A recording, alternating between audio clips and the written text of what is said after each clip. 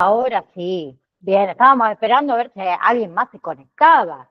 Bienvenida Natalia, que la veo ahí, Romy, bueno, Mariela, Verónica y Florencia.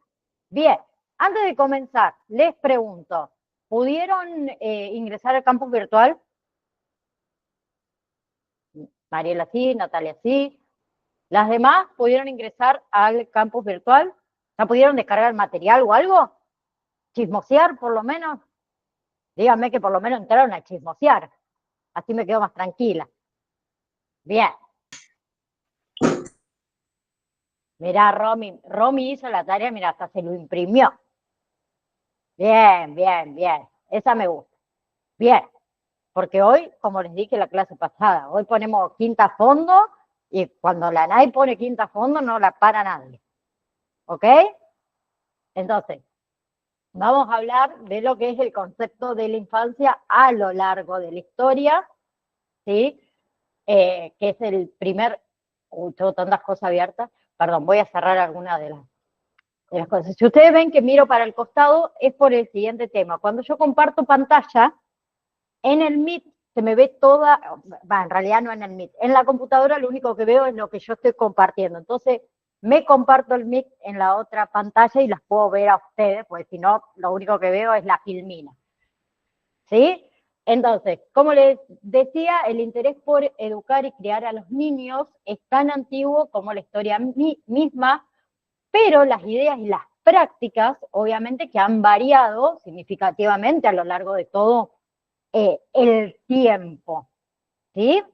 Entonces, todo lo que es la división de la vida en etapas, desde el nacimiento hasta la muerte, han dependido, podemos decir, de la concepción dominante de cada sociedad, obviamente, y cada momento histórico.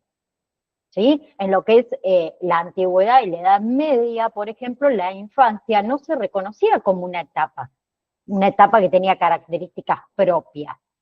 Eso no fue hasta el siglo XVIII, XVII, perdón, ¿sí? Que en ese siglo surgió todo lo que es un sentimiento de la infancia, podemos decir, similar al actual.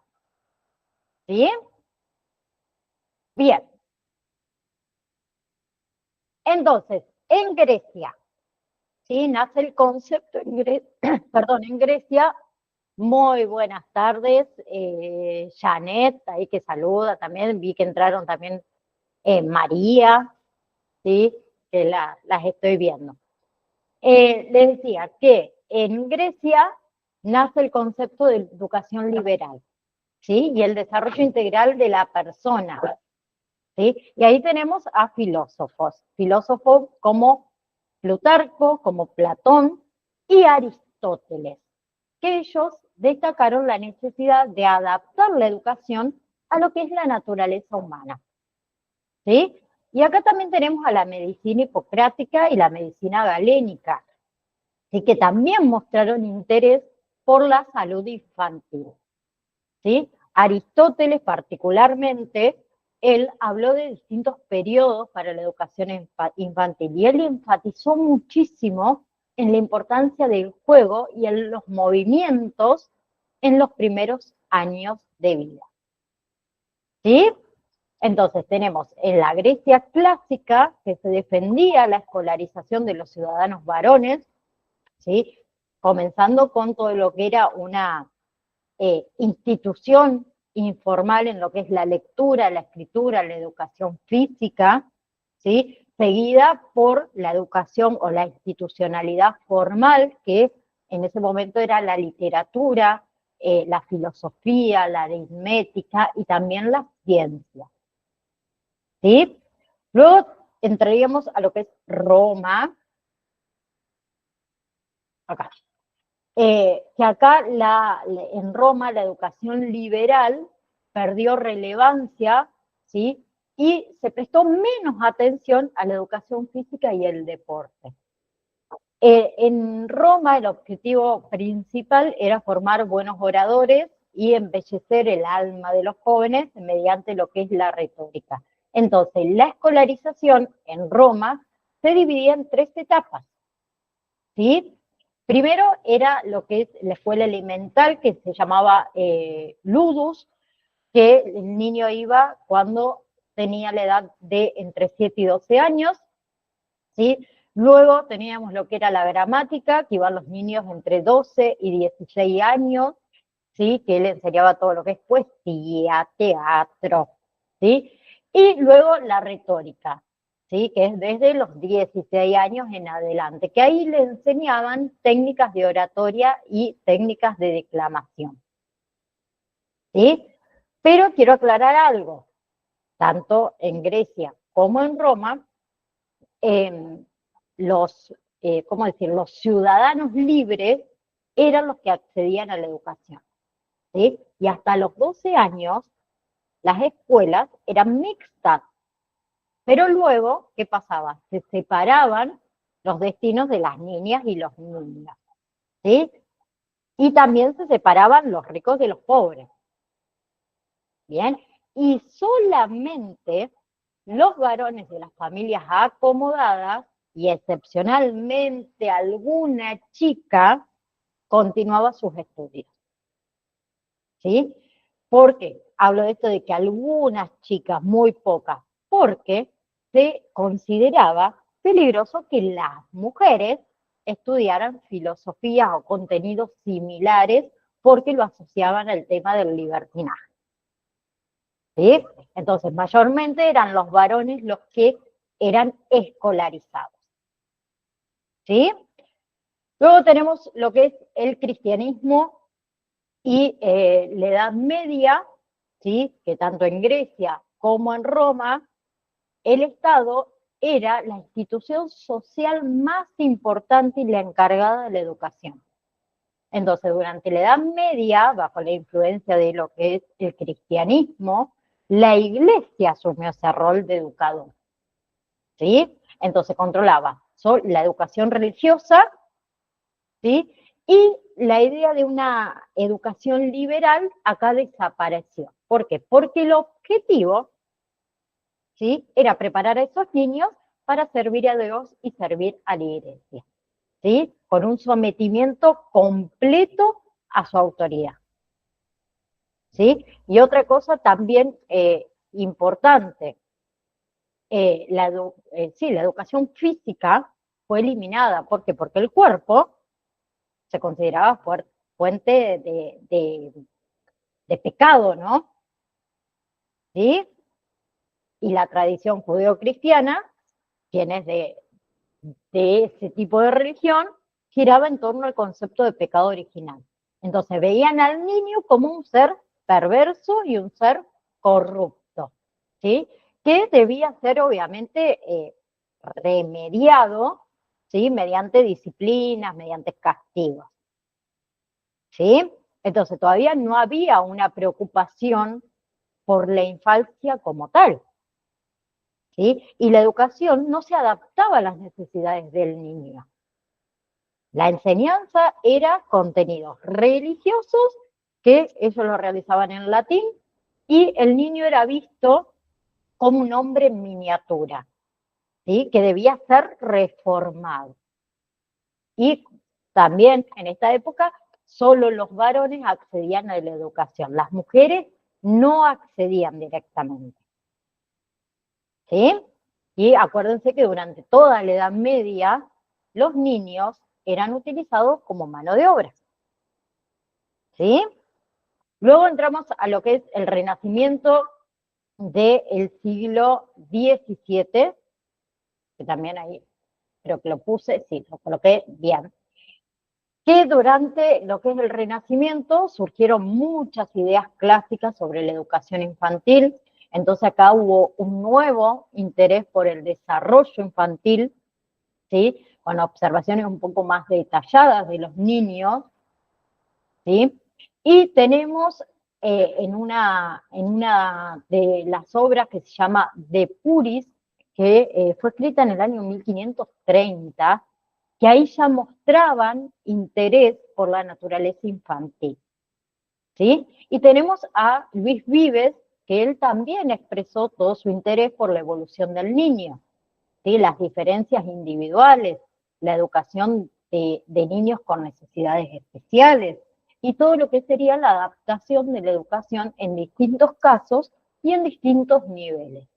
Y él destacó también, Luis Vives, la importancia de la educación de las mujeres. ¿Sí?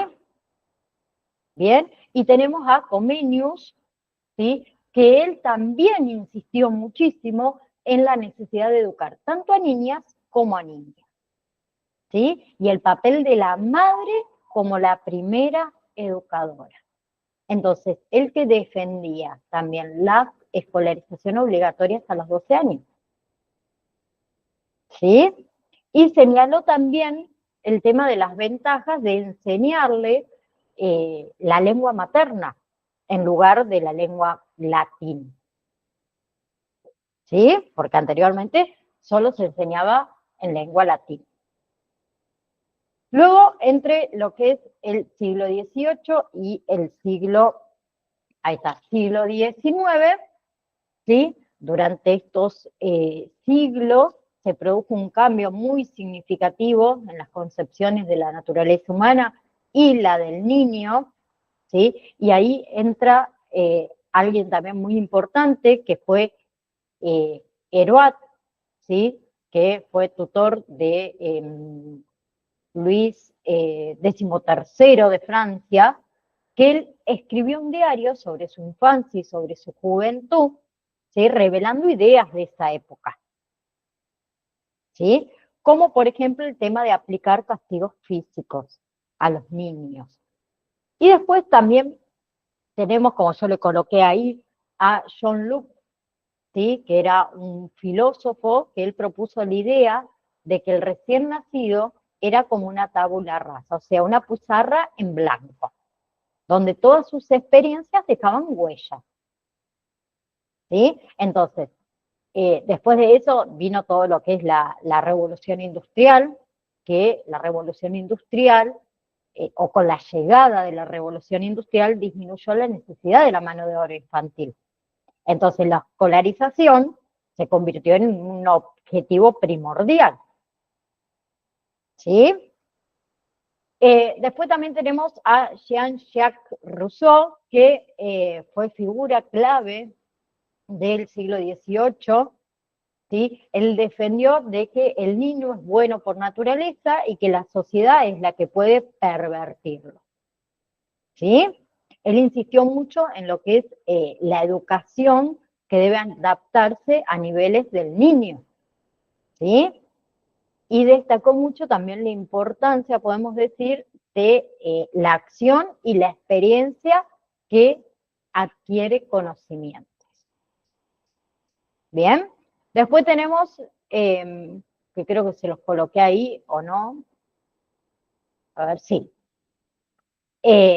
a otros pedagogos y filósofos innovadores, ¿sí? Como es Pestalozzi, perdón, y también Tiedemann, que ellos promovieron la idea de la escuela preescolar, ¿sí? Y también destacaron la continuidad educativa entre la escuela, el hogar y la comunidad, y la importancia del juego infantil, ¿sí?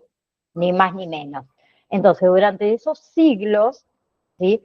Proliferaron todo lo que son las obsesiones de los niños, ¿sí? Que fueron realizadas, como les dije antes, por pedagogos, filósofos, científicos, ¿sí? Que muchas veces lo hacían con sus propios hijos. ¿Sí? Entonces empezó todo esto del gran interés por sujetos excepcionales o sujetos especiales. Bien, lo hacían, por ejemplo, a todo lo que sería sus innovaciones y sus obsesiones, era más que nada con el estudio de niños superdotados o niños ciegos de nacimiento.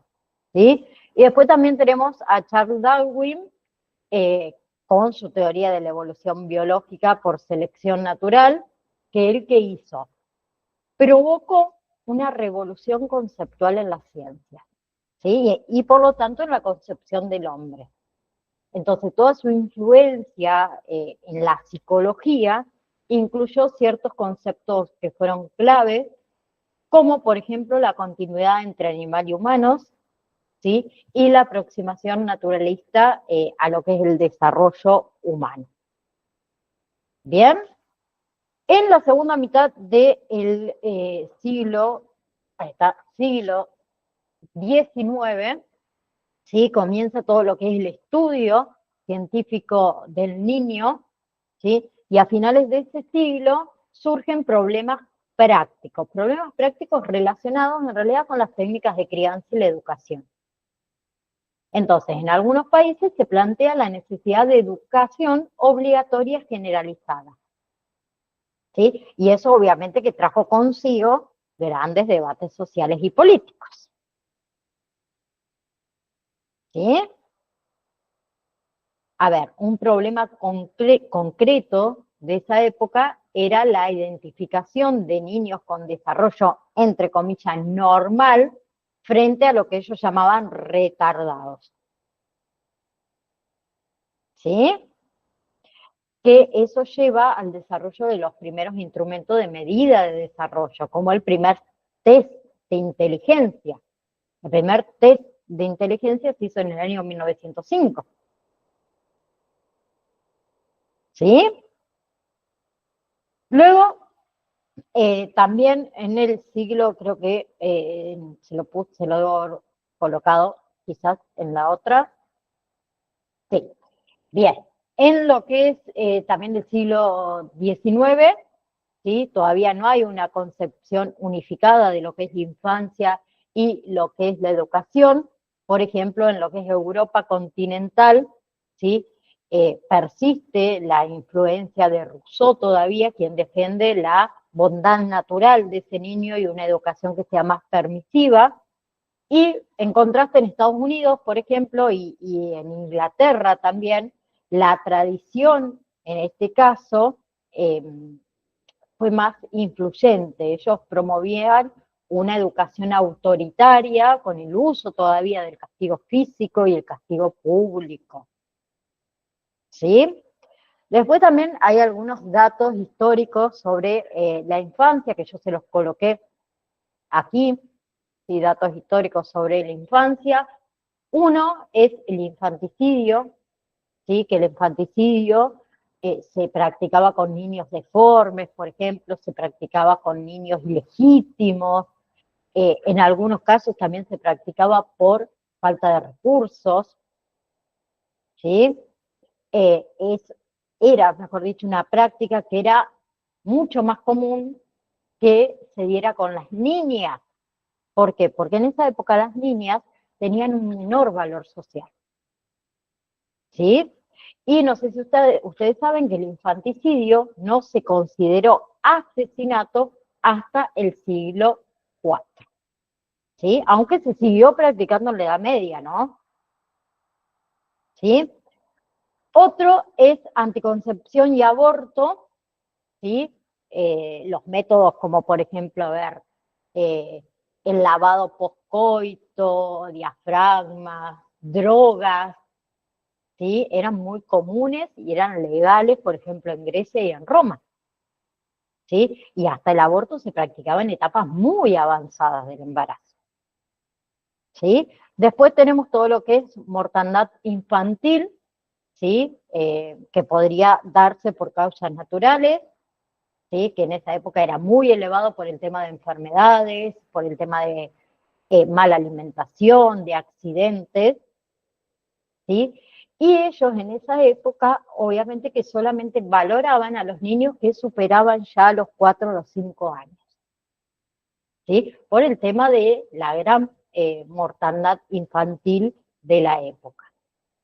Y después otro dato sobre la infancia son los roles parentales, que durante siglos se creía que el padre debía ser severo, ¿sí? Mostrar poca expresión afectiva hacia sus hijos, mientras que la madre era la condescendiente, la afectuosa, ¿sí? Pero ¿qué pensaban? Que si la madre era demasiado afectivo con ese niño, con esa niña, iba a ser nocivo para el desarrollo del mismo, ¿sí? Imagínense hoy en día, esto, por Dios, dirían, este niño caprichoso porque lo consintieron en todo, más amor, mucho mejor. Yo, yo soy de las que creo así, ¿sí? No es que hay que consentirlos en todo, no, obviamente. ¿Ok? Bien. No sé si le... Ah, sí, se lo había colocado, quería ver si le había colocado esto del tema de la evolución de la educación infantil, ¿sí? Todo lo que es el estudio de la infancia y la educación infantil, como le dije en un principio, y lo mismo que el concepto de infante ha evolucionado desde la antigüedad hasta nuestros días, ¿sí? La educación infantil podemos decir también que comenzó a institucionalizarse en lo que es el siglo XIX, ¿sí? Que es el siglo, digamos, donde se creó programas educativos dirigidos a los más pequeñitos, ¿sí? Obviamente que todo ese proceso en la actualidad continúa, ¿sí? Con la educación infantil reconocida como un derecho fundamental, ¿sí? Y ahí hablé de los derechos del niño, ¿sí? Los niños tienen derechos, no porque nosotros seamos los adultos, ellos no tengan derechos, ¿sí? Los niños, como dice ahí, tienen derecho a la participación.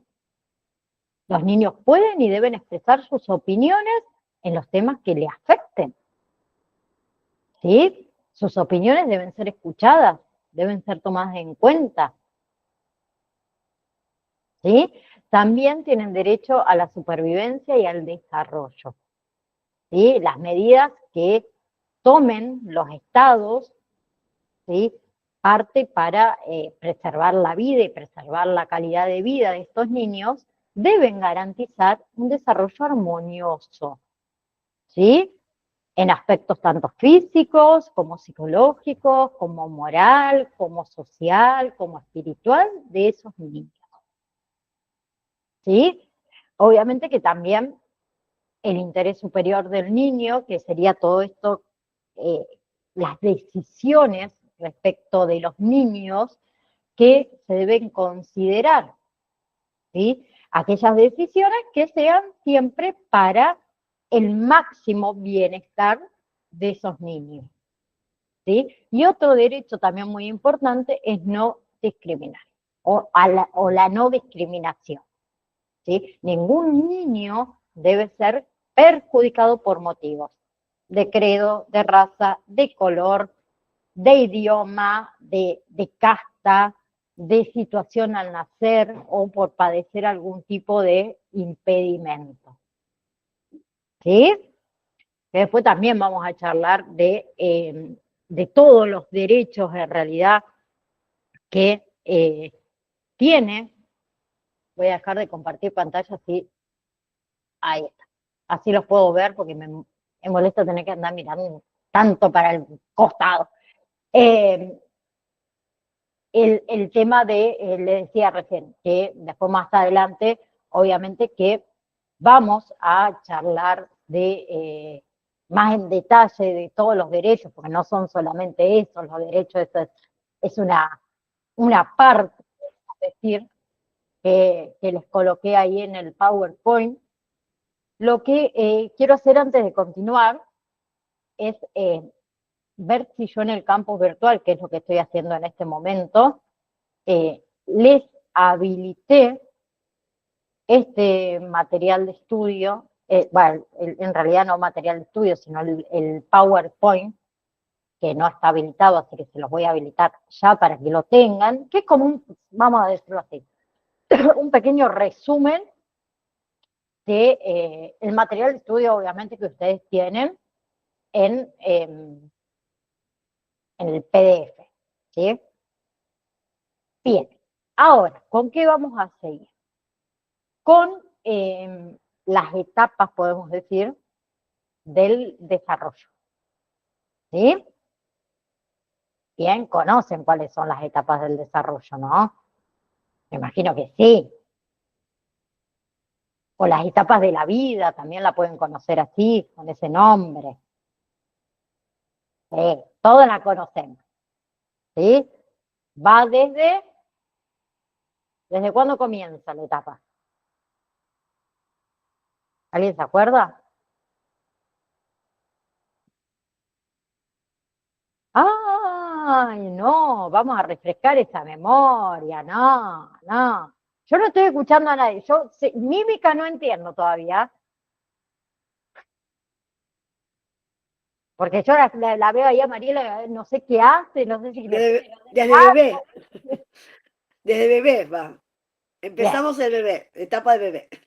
Etapa, así se llama, para Mariela va a ser etapa de bebé. Es la etapa número 1, es la etapa de bebé. ¿Los demás están de acuerdo que la etapa número 1 es la etapa de bebé? ¿O alguien se acuerda cómo se llamaba esa etapa? La primera no es la etapa de la lactancia. Bien. Mariela, la etapa de bebé, la etapa de la lactancia. Bueno, pero está bien. O sea, yo pregunté cuándo comenzó. Romy fue más específica, pero Mariela está muy bien. Empecé bien, digamos. Claro, No dije adultez. no le vamos a sacar crédito tampoco a Mariela. ¿O no? Bien, bien. Bueno, nosotros vamos a hacer mucho más hincapié en las primeras etapas, pero vamos a ver todas, ¿sí? Desde la lactancia hasta la vejez, ¿sí? Pero obviamente que con mucho más hincapié en las primeras, ¿sí? Entonces, como dice ahí, al hablar del desarrollo, parece conveniente utilizar 5 periodos cronológicos. ¿Sí? Hay autores que utilizan muchos menos periodos cronológicos. Nosotros vamos a utilizar este, que es el primero, el periodo de lactancia, que esto es tema de evaluación. Este, si yo no mal me equivoco y mi memoria no me falla, este tema está bueno, en la evaluación. ¿Se acuerdan que yo les dije que una de las preguntas que le puede aparecer es emparejamiento, que era como el unir con flechas? Bueno, esa pregunta está. Así que para que presten atención. Entonces, el primer periodo es el periodo de lactancia, ¿sí? Que empieza con el nacimiento. Bien, y abarca aproximadamente hasta los 2 años. ¿Ok? Entonces, desde que nacemos hasta aproximadamente los 2 años, periodo de lactancia. El segundo periodo es la infancia, ¿sí? Que abarca aproximadamente de los 2 años, ¿sí? Hasta lo que es la niñez tardía, que es aproximadamente hasta los 12 años, ¿sí? Después tenemos el tercer periodo, que es la adolescencia, que comienza en la pubertad, que sería la pubertad, los finales de la infancia, y el inicio de la adolescencia, aproximadamente entre los 12 y los 20 años. ¿Sí? Nosotros vamos a hacer mucho más hincapié en la lactancia, en la infancia y algo de la adolescencia, y vamos a hacer menos hincapié en la adultez y la vejez. Luego de la adolescencia tenemos lo que sería el periodo de la adultez inicial, que abarca de los 20 a los 40 años. Todavía, por suerte, estoy dentro de la adultez inicial, que me encanta, porque si hay inicial, recién arranco, quedan 2 añitos más para llegar a la adultez madura, o sea que tengo 2 años para madurar. ¿Sí? Luego, madurez adulta, que abarca de los 40 a los 60 años aproximadamente, y el último periodo, que es senectud o vejez, que abarca de los 60 años en adelante. ¿Sí? La vejez no tiene vejez inicial y vejez madura. ¿Ok?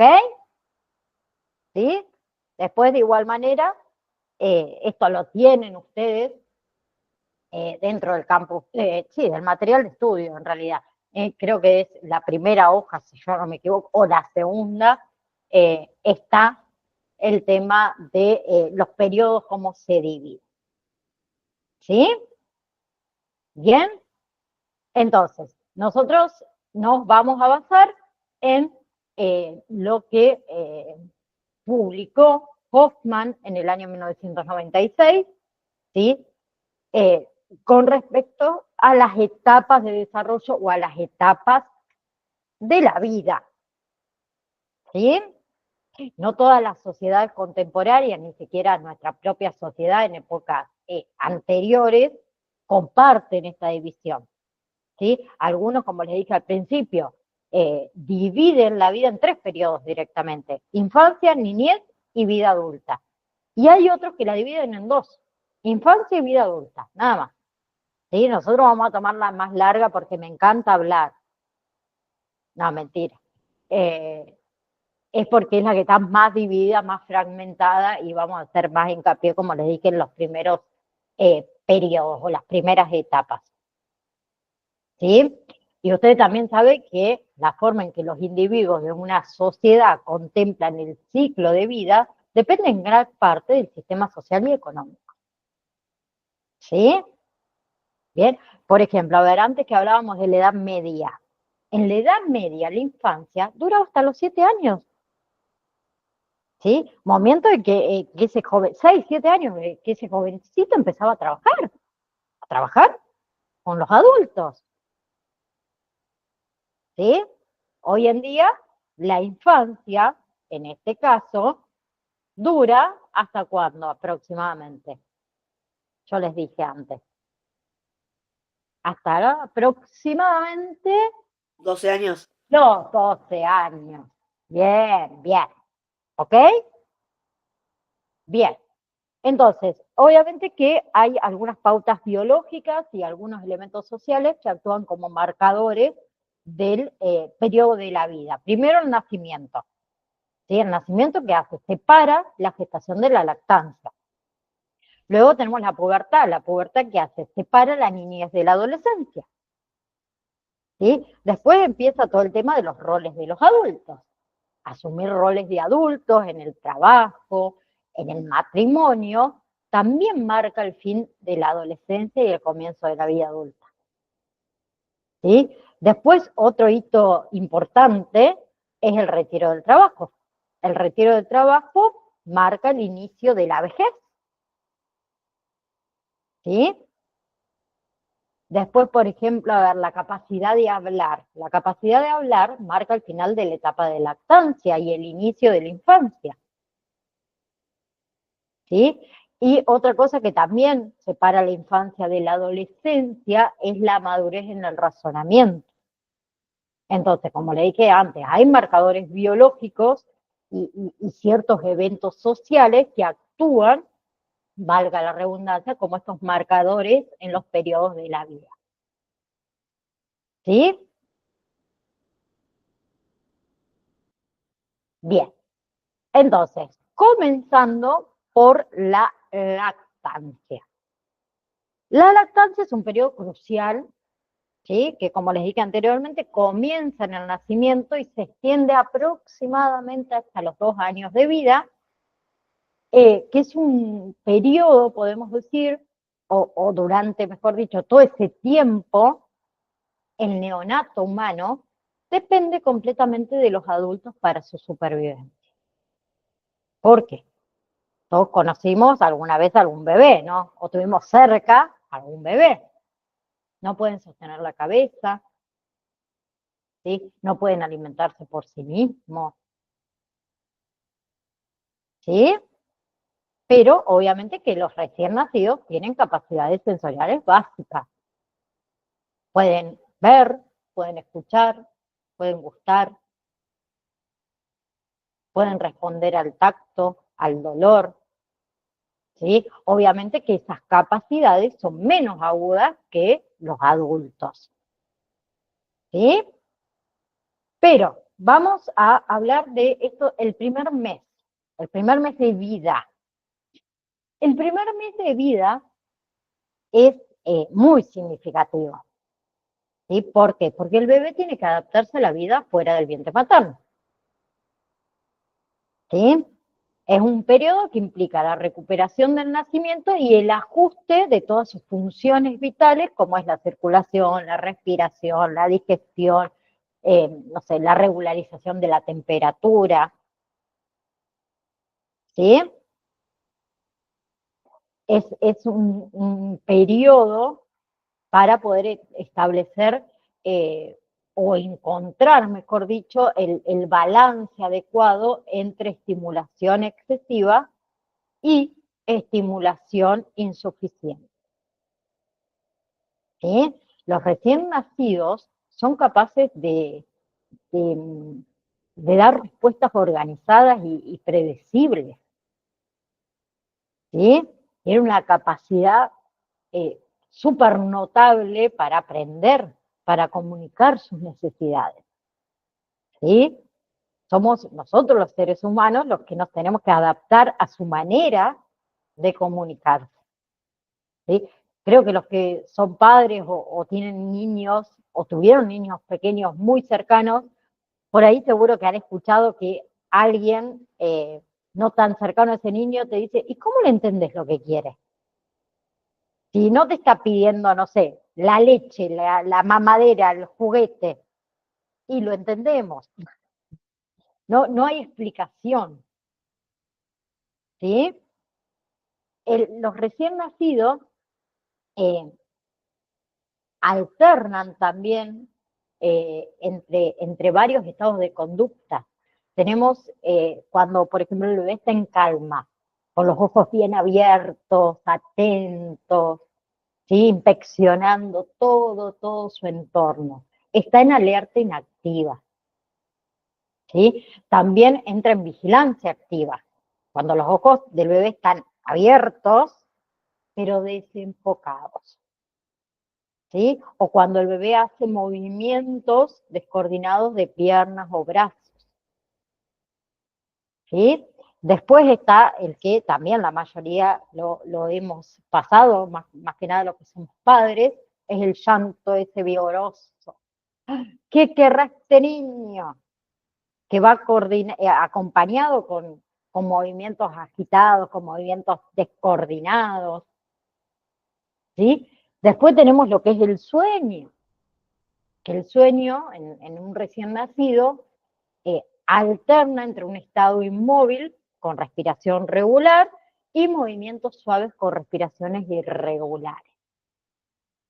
¿Sí? Bien, también los bebés tienen reflejos complejos, por ejemplo, el reflejo de Moro, que serían los sobresaltos. ¿Sí? Después está la succión, la marcha, entre otras. ¿Sí? Pero hoy en día, ¿qué se reconoce? Se reconoce que los cambios en el desarrollo físico y también en el desarrollo cognitivo son predecibles. Perdón. ¿Sí? Bien. A ver, tenemos a Gassel, ¿sí? Que fue un psicólogo que se destacó en lo que es el desarrollo, él observó, registró los detalles de cómo y cuándo aparecían ciertos comportamientos en los niños, como por ejemplo gatear, caminar, correr, tomar objetos, bueno, entre otros. ¿Y él qué concluyó en realidad?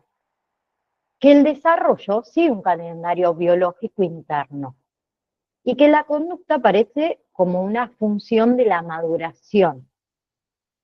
¿Sí? La maduración de ese niño más que el ambiente que lo rodea. Y después van a darse cuenta de lo que en realidad les quiero decir acá, más que nada cuando hablamos de la última etapa de la lactancia. ¿Sí?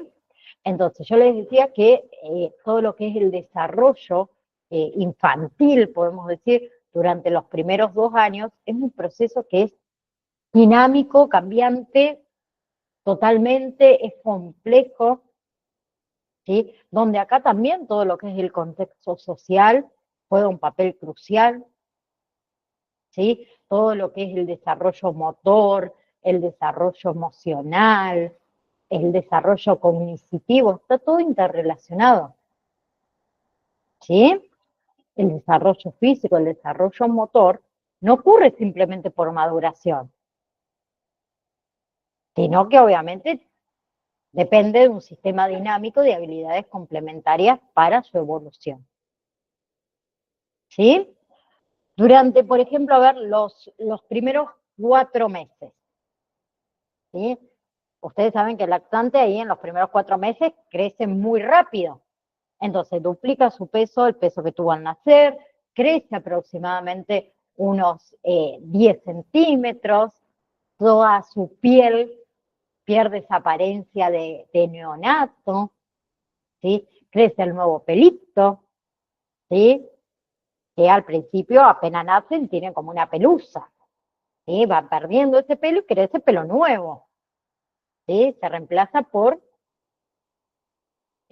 un pelo un poquito más fuerte, podemos decir, ¿sí? También el niño acá comienza a enfocar la vista, ¿sí? Permanece mucho más tiempo despierto, algunos balbucean, sonríen cuando hay un tipo de estimulación que para ellos es placentera, ¿sí? Eh, Cerca de los primeros 4 meses, acá también la cabeza del niño representa una cuarta o un cuarto del total corporal que tuvo al nacer, ¿sí? Pero, ¿qué pasa aproximadamente a los 4 meses? El cuerpo crece más rápido, entonces esas proporciones van cambiando, ¿sí? Cambian muy rápido. En algunos niños también, en algunos, no en todos, ¿no? Le brotan los dientes entre los 4 y los 5 meses, ¿sí? El promedio igual para que le crezcan los dientes es entre los 6 y los 7 meses. Perdón, sí, entre los 6 y los 7 meses, ¿sí? Eh, en los primeros 4 meses también todos los huesos son cartílagos, ¿sí? No se han endurecido, no se han calcificado todavía, entonces son mucho más flexibles y son mucho más susceptibles estos niños a ciertas lesiones por ahí musculares, ¿sí? El bebé también de 4 meses suele dormir la mayor parte de la noche, ¿sí? Ya se comienza a establecer todo lo que son rutinas, tanto diurnas como nocturnas, ¿sí? También todos sus reflejos estos neonatales van desapareciendo, ¿sí? Son reemplazados ya por lo que serían actos voluntarios. Es una etapa también donde el niño descubre sus manos, sus dedos, los observa y estudia todos sus movimientos, ¿sí? Algunos bebés también pueden descubrir sus pies, ¿sí? Y obviamente que los manipulan de la misma manera o de manera similar a los dedos o los pies o las manos, perdón, ¿sí? Bien, otros pueden tardar un poquito más, entre los 5 y los 6 meses, ¿sí? Pero para poder entender también un poquito más el concepto o el desarrollo, mejor dicho, infantil, es esencial considerar la rica complejidad de todos esos logros en su contexto social. Entonces, todo lo que es el desarrollo motor está íntimamente relacionado en el desarrollo cognoscitivo, social de ese infante, ¿sí? Luego a los 5 meses, entre los 5, mejor dicho, y los 8 meses de edad aproximadamente, acá ya el niño sigue creciendo muy rápido, además de eso, ya gana entre 1,8 kg, 2,3 kg más, ¿sí? Crece también en centímetros, ¿sí? Acá ya el niño también puede tener por lo menos 2 dientes, el pelo un poco más grueso, más largo, ¿sí? Ya acá las plantas de los pies también, que es algo entre comillas normal en la etapa de entre los 5 y los 8 años, ya se orientan hacia abajo, se están preparando para poder caminar, ¿sí? Alrededor de los 5 meses, ¿qué hacen los bebés? Logran tener una precisión dirigida por la vista, ¿sí? Y hablemos que comienza una exploración terrible con las manos, con los ojos, con la boca, que hay que tener un cuidado, los ojos nosotros más abiertos que nunca, ¿sí?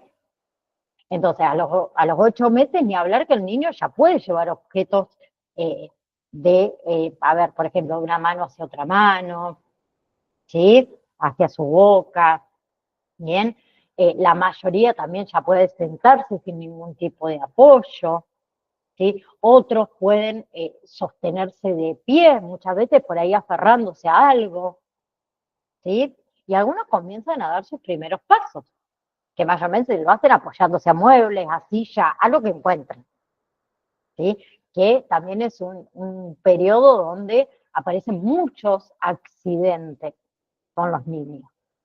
¿Sí? Por eso yo le digo, ¿no? En realidad los que tenemos que tener los ojos más abiertos que nunca y estar atentos, porque es un segundo que ese niño pueda tener un accidente. ¿Sí? También a esta edad comienza todo lo que son los juegos sociales.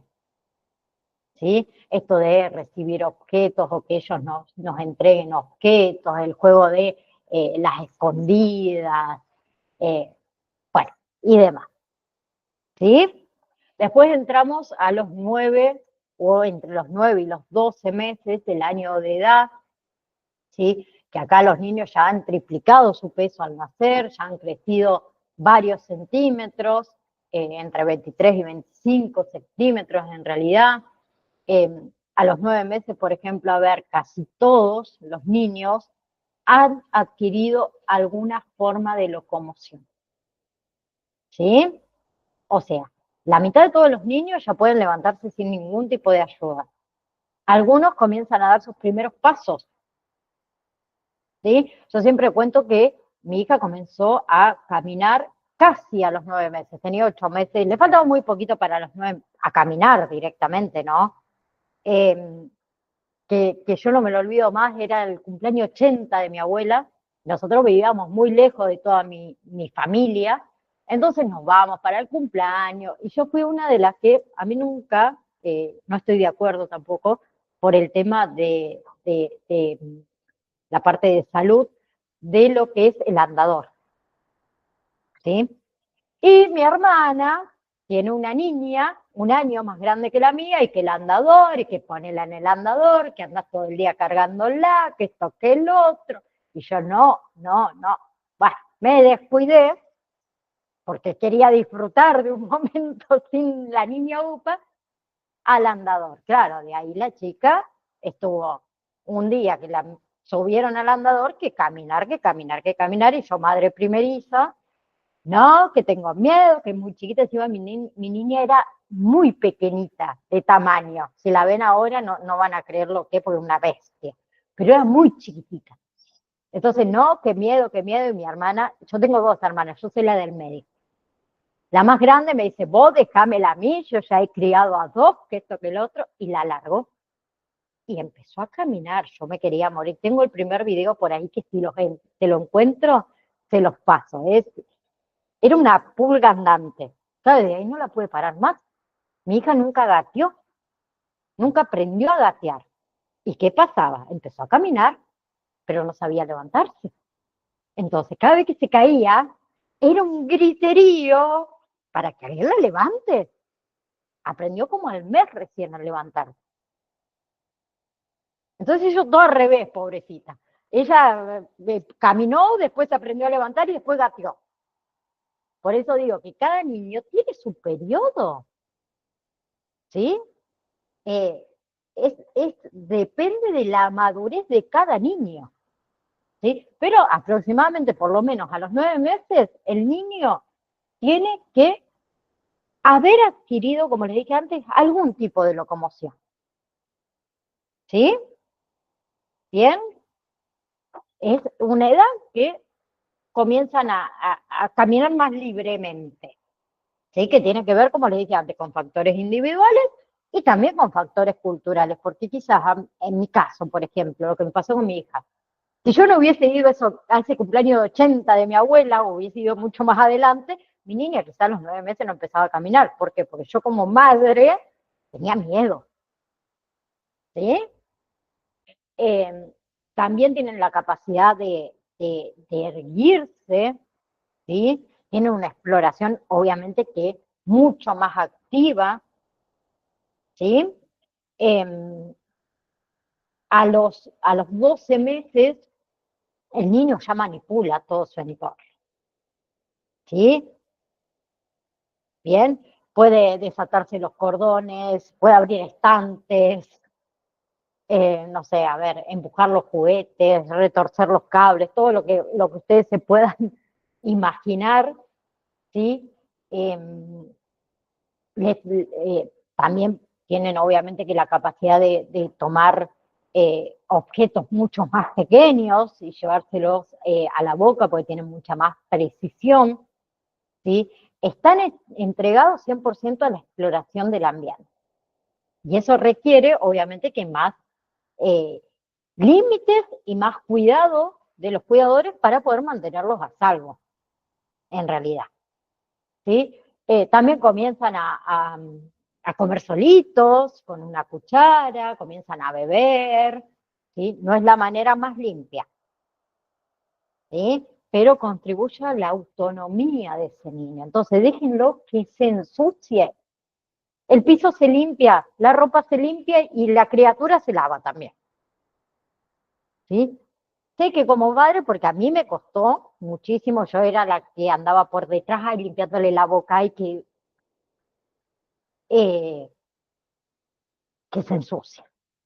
Es la manera de aprender que tiene. ¿Sí? Que exploren. Siempre estar atentos, obviamente, a toda esa exploración del ambiente, porque todo eso contribuye a la autonomía de ese niño. ¿Sí? Y también a los 12 meses están al borde del desarrollo del lenguaje. En realidad, el niño a los 12 meses, el que no camina todavía, o el que no dice sus primeras palabras, está en debate. En si caminar primero o decir sus primeras palabras primero. Pues se tiene que enfocar en una sola cosa. ¿Sí? Yo les contaba antes que mi niña empezó a caminar a los 9 meses, pero le costó mucho más el tema de dar sus primeras palabras concretas. ¿Sí? ¿Por qué? Porque su enfoque estaba en aprender a caminar. ¿Sí? Hay niños que aprenden o dicen sus primeras palabras en edades también muy tempranas y su desarrollo en el tema de caminar es mucho más tardía. Por eso digo que no hay un mes o un periodo que, no, el niño a los 12 meses ya tiene que caminar, al año y 3 meses tiene que hablar y a los 2 años tiene que dejar el pañal. No, va a depender de su desarrollo. Cada uno tiene desarrollo diferente. Sabemos que cada persona somos únicas y diferentes. ¿Sí? Somos diversas. Con las criaturas pasa exactamente lo mismo. Bien. Después, a los 18 meses, los niños obviamente que muestran un desarrollo mucho más significativo. ¿Sí? Ya caminan solos, les gusta empujar cosas, cargar objetos, por eso todos los juguetes de arrastre, como camiones, todas esas cosas les encanta. ¿Sí? Ya a los 18 meses, muy rara vez pueden gatear, ¿sí? En lo que es las habilidades motoras ya pueden apilar, no sé, bloques, por ejemplo, garabatear, ¿sí? Han mejorado, digamos, todas sus habilidades para también alimentarse solitos, para vestirse solitos. Obviamente que el vestirse solito va a depender de lo que nosotros como adultos les enseñemos, ¿sí? Y muchos de sus actos son imitaciones de los adultos. Por eso van a ver a muchos niños que, no sé, leen o simulan que leen revistas, que hablan por teléfono, ¿sí? Que limpian el piso, que lavan los platos. ¿Bien? Luego entramos a los 24 meses, ¿sí? Que acá obviamente que también han sumado kilos y centímetros, ¿sí? A todo lo que es su peso y su talla, ya caminan, ya corren, ya pueden andar en triciclos, pueden saltar de un lugar a otro, pueden lanzar objetos, no sé, pueden balancearse en un pie, trepar escaleras, ¿sí?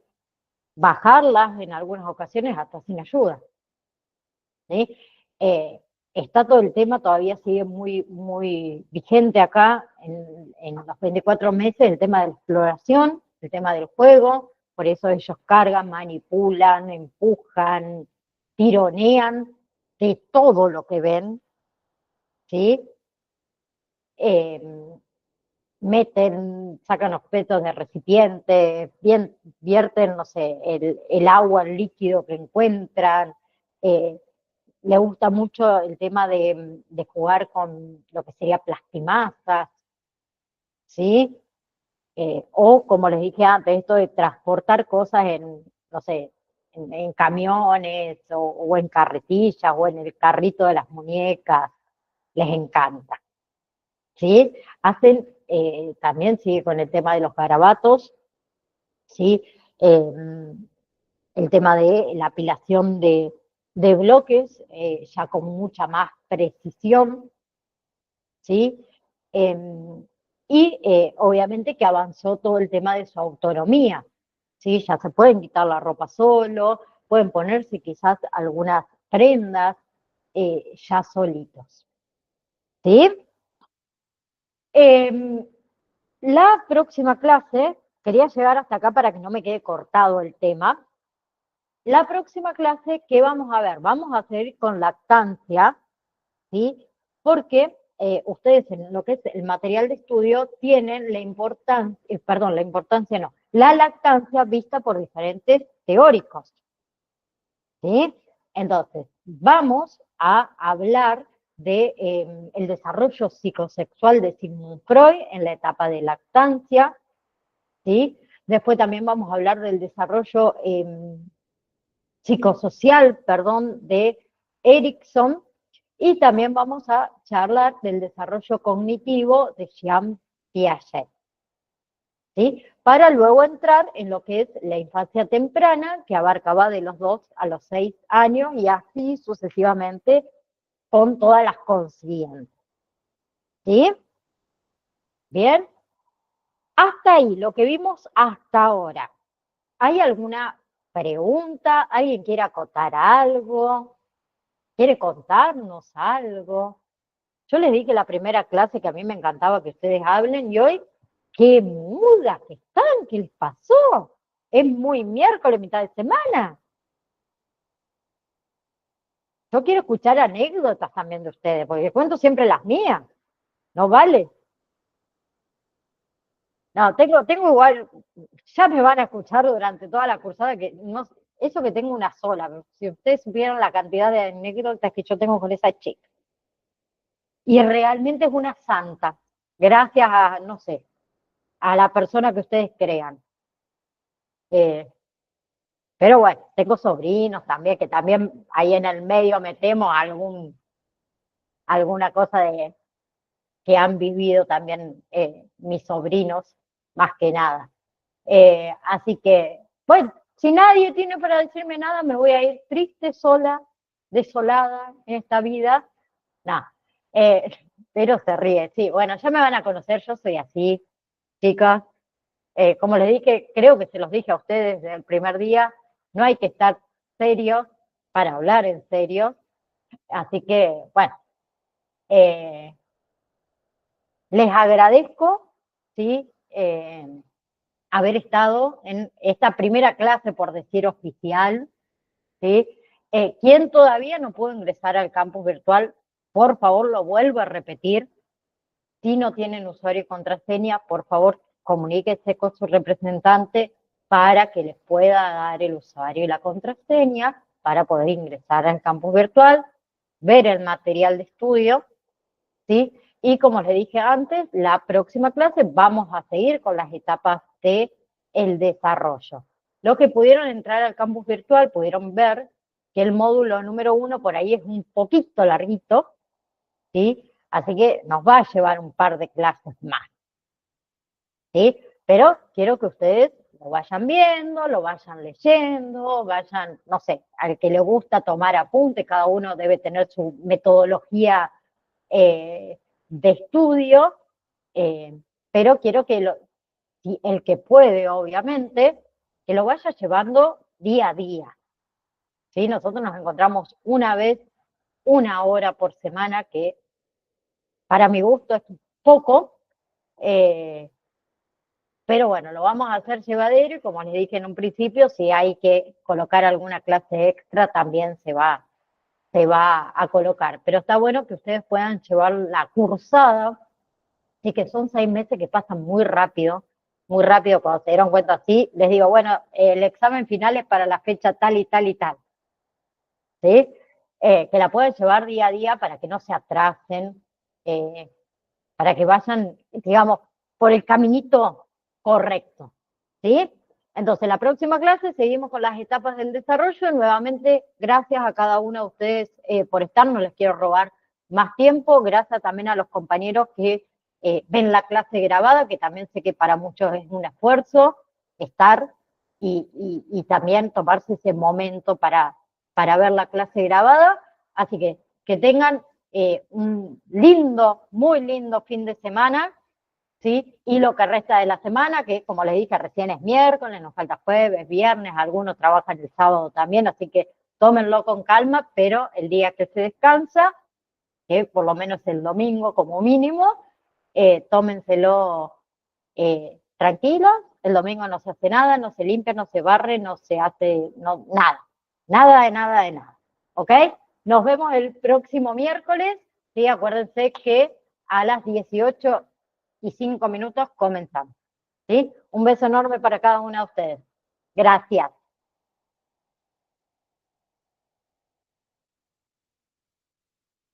Chao, chao.